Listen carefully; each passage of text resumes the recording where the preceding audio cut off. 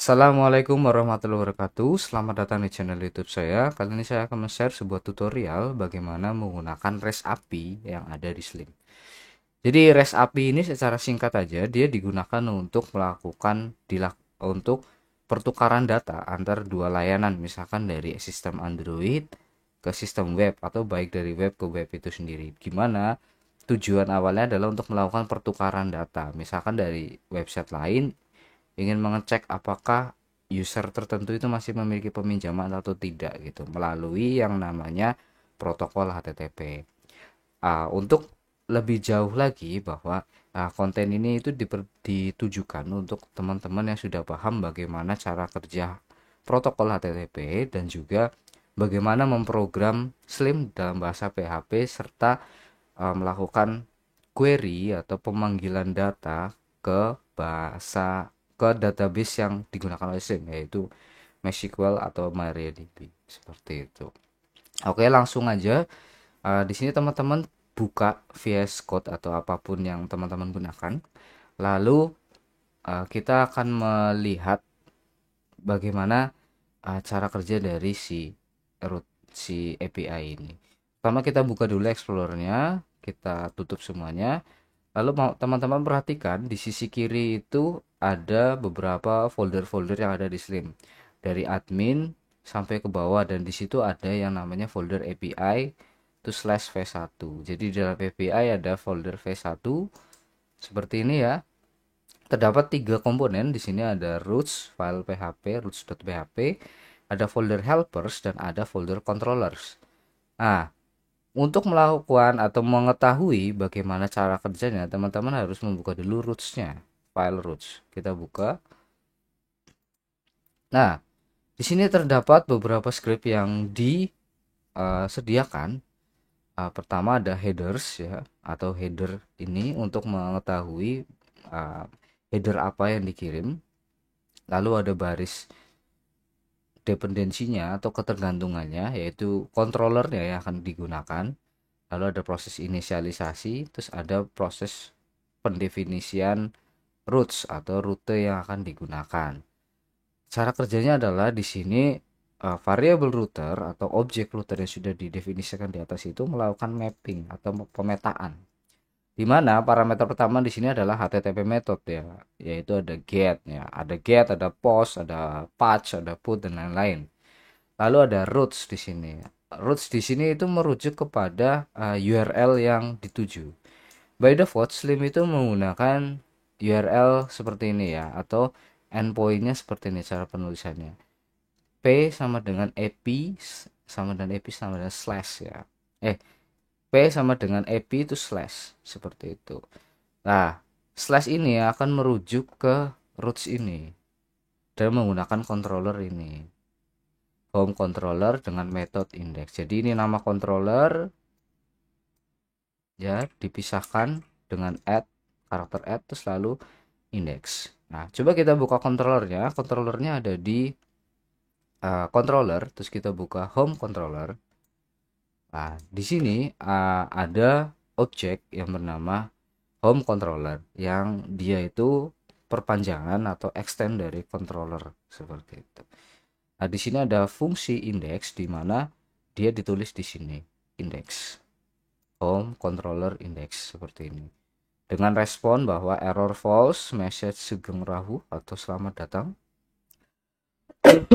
dan outputnya dikeluarkan sebagai JSON seperti itu.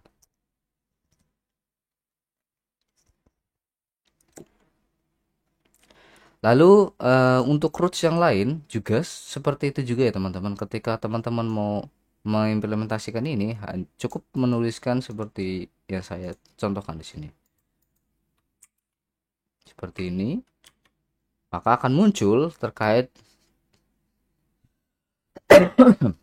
buku-buku yang populer ya, dimana terbatas hanya beberapa data saja, 6 data yang muncul seperti itu, dan seterusnya sampai bawah. Lalu ada juga penggunaan dynamic parameter di sini, dimana ketika teman-teman melakukan pemanggilan atau calling ke endpoint ini, ada yang namanya endpoint biblio.gmd, terus ada bintang gmd. Ini artinya bahwa teman-teman itu wajib memasukkan sebuah input atau karakter yang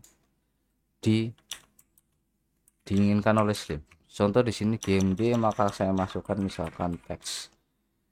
Akan muncul seperti ini ya teman-teman, data-data terkait biblio yang termasuk kategori. Oke, setelah itu teman-teman bisa melihat berbagai macam roots yang ada di sini, di mana roots di sini itu ada yang secara global dan ada juga yang di dalam admin seperti ini.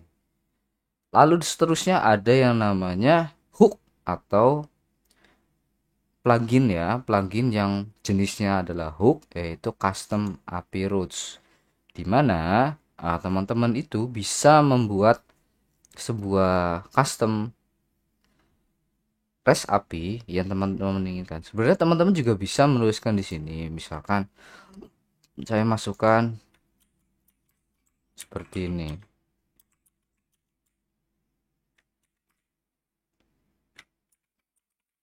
ya.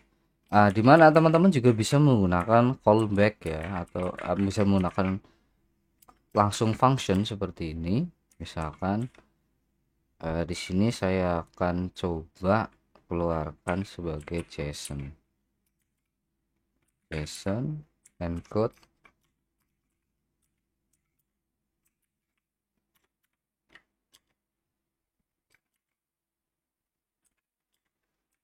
status true,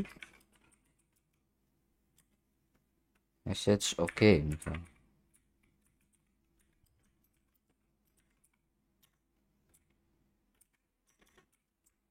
Nah, kita coba di sini.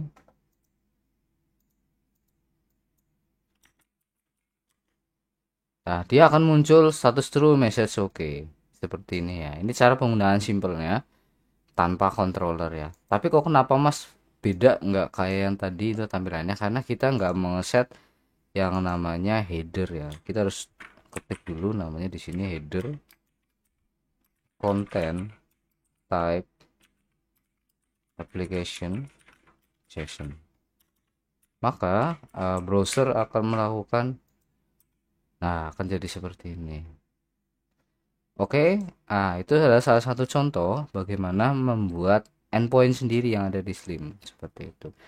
Lalu kita akan coba untuk buat pluginnya ya. Jadi biar teman-teman itu nggak memasukkan API teman-teman tuh di source code-nya Slim. Jadi API-nya itu disimpan di folder plugin ya. Caranya gimana? Sekarang teman-teman buka dulu yang namanya dokumentasi Slim. Dokumentasi Slim bisa diakses di slim/docs ya. Karena teman-teman sebagai developer, maka teman-teman klik developer, lalu masuk ke plugin, lalu masuk ke pengantar. Nah, di sini ada penjelasan bagaimana cara membuat plugin. Nah, saya nggak akan jelaskan di sini, saya akan cepat saja.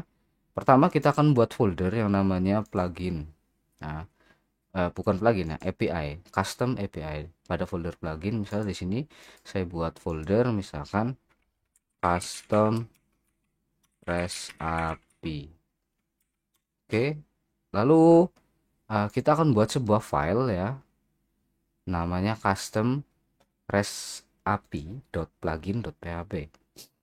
Nah, di sini kita buat file custom REST API, lalu kita tambahkan plugin.php. Isinya teman-teman bisa copy paste dari ini seperti ini. Kalau teman-teman isi misalnya di sini custom REST API. Nah, teman-teman tulis URL ya, bagaimana mendapatkan URL ini, bagaimana mendapatkan plugin ini di mana. Lalu deskripsi singkatnya misalkan belajar membuat custom REST API.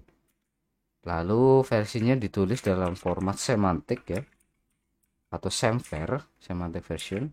Terus pembuat misal tulis nama Anda, atau di sini saya tulis misalkan nama saya sendiri, belajar Hasan.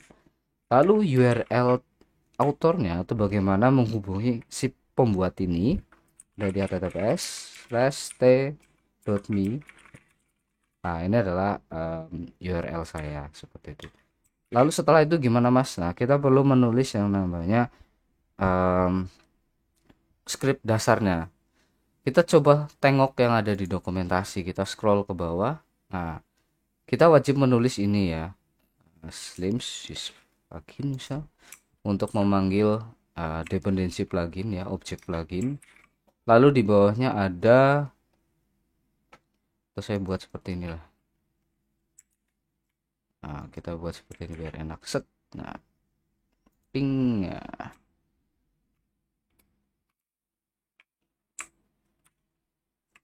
Nah,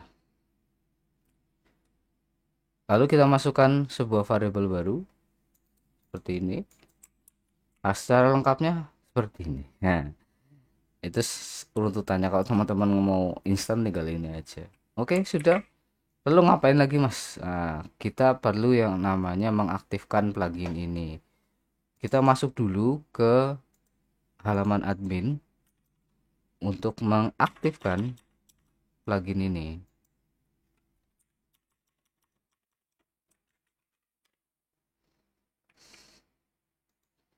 Kita masuk ke sistem, ke plugin, kita ketik custom API. Misalnya di sini ini custom REST API, kita aktifkan. Coba kita tengok di luar. Apakah sudah jalan? Ya, jalan. API-nya jalan, tapi kita belum punya endpoint gitu kan. Nah, kita perlu mendefinisikan endpoint kita yang ada di file root sini.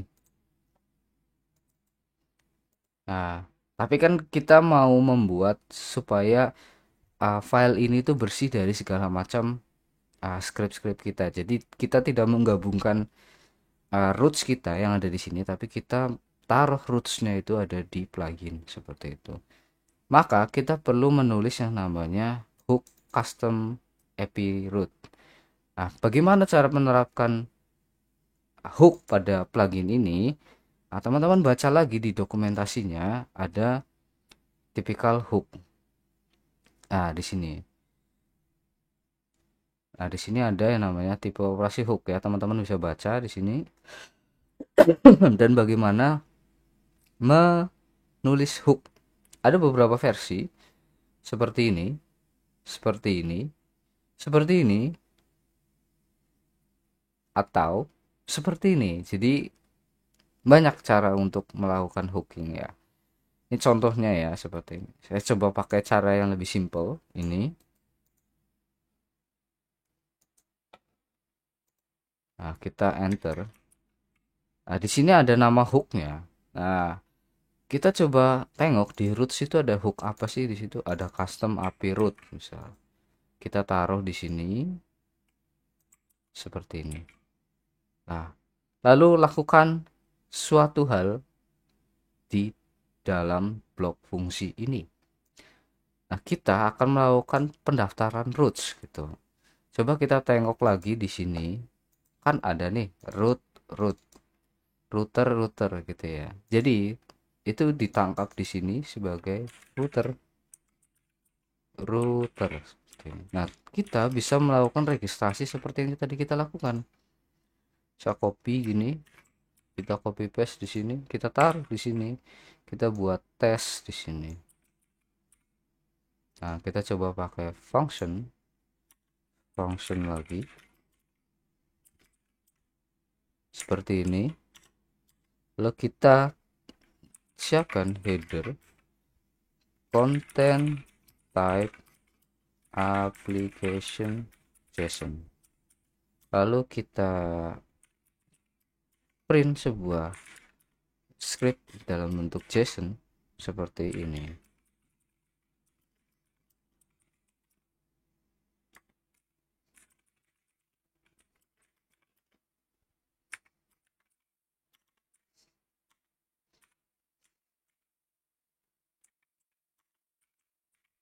Oke, kita coba di Firefox-nya.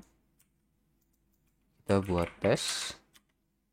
Oke, jalan ya. Jadi kita nggak perlu capek-capek mengotori ini. Jadi kita bisa membuat custom API kita dalam bentuk plugin seperti ini. Lalu misalkan pluginnya itu dinonaktifkan. Pluginnya dinonaktifkan, maka tidak akan ketemu gitu atau not found gitu. Rootsnya jadi not found tuh kan. Jadi semua itu dikontrol dari plugin seperti itu. Ketika diaktifkan lagi dan dia akan muncul. Baik, bagaimana kalau kita menerapkan konsep controller ya? Jadi kalau ingin menciptakan menggunakan konsep controller, teman-teman harus membuat folder dulu, folder controllernya. Di sini saya coba buat folder namanya controller, controllers ya di sini. Terus saya buka di sini, terus saya buat folder baru, nama file baru, misalkan di sini test controller, controller gini. Nah, saya buat sebuah objek di sini bernama class test controller ya. Nah, untuk mendapatkan fitur-fitur yang sama seperti dengan ada yang di Roots ini, teman-teman bisa melakukan yang namanya extend ya atau perpanjangan ke controller yang ini. Nah, kita perlu memasukkan ini ke dalam ini. Namun kita rubah di sini menjadi SB. SB itu adalah konstan terkait path directory slim.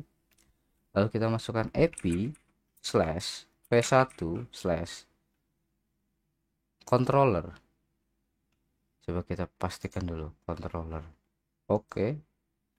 V1 V1 malah VS controllers seperti ini. Terus lalu kita extend controller. Kita buat sama persis seperti ini ya. Lalu kita buat function public function index. Lalu kita buat respon yang sama seperti ini, misalkan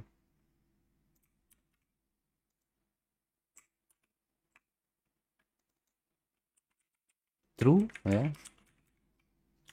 Ini adalah respons ya, seperti ini. Nah, kita tulis di plugin kita bahwa rootsnya menggunakan controller. Di sini ditulis misalkan test controller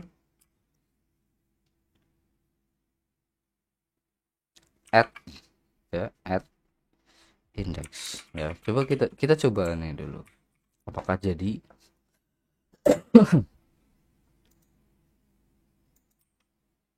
Akan bermasalah ya karena not found ya. Kenapa? Karena kita nggak mendefinisikan si test controller itu di sini gitu. Kita harus memasukkannya dulu di sini. Kita tulis di sini misalkan require dir slash controller slash test controller dot ap. Kita coba lagi. Oke, not such file or directory. Oke, kita coba cek.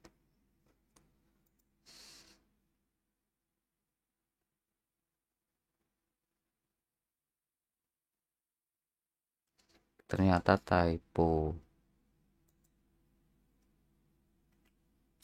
Salah ya, typo.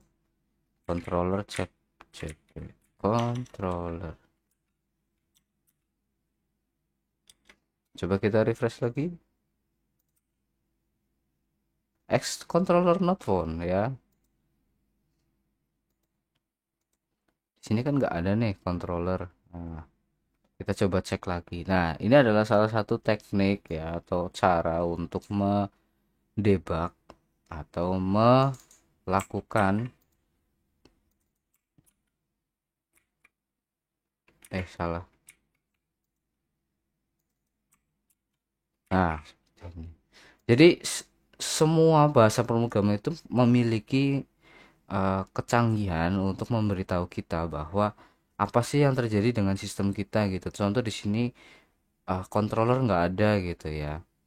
Jadi em, terkadang teman-teman yang bekerja di dunia IT itu terlalu apa ya namanya ya, terlalu bergantung kepada orang lain dengan tidak mencermati error yang muncul gitu. Selalu bertanya hal-hal yang fundamental gitu ke grup-grup gitu ya. Sebenarnya itu bisa diselesaikan sendiri gitu, tetapi ya karena instan gitu ya, pengen cepet gitu, padahal sistem udah ngasih tahu itu nggak ada. Kalau nggak ada berarti harus dicari gitu kan ya. Ya tapi sudahlah, intinya bagi teman-teman yang sedang belajar, saya berharap teman-teman itu bisa menjadi insan IT atau insan komputer yang mandiri untuk hal-hal yang simple untuk diselesaikan. Jadi tidak membuat orang lain tuh pusing dengan masalah Anda sendiri. Orang lain juga punya masalah gitu kan. Jadi jadilah insan IT yang mandiri untuk hal-hal yang simpel. Kecuali kalau sudah mencapai hal yang stuck dan teman-teman udah cari sana sini nggak ketemu, nah itu mungkin bisa ditanyakan seperti itu. Coba kita refresh lagi. Nah, oke. Di sini terlihat aman ya untuk hal ini. Itu adalah cara menggunakan uh, RESTful API dengan berbasis controller. Lalu bagaimana cara mengambil resource database yang ada di Slim? Teman-teman bisa menggunakan yang namanya um, seperti ini ya, misal use slim slash db seperti ini. Nah, di sini saya akan contohkan, misalkan data biblio ya, biblio sama dengan bb get instant. Lalu kita di sini menggunakan query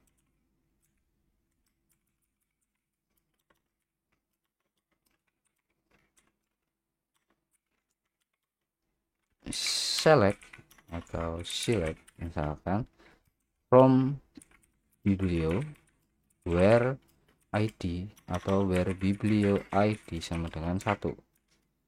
Lalu kita jadikan responnya seperti ini.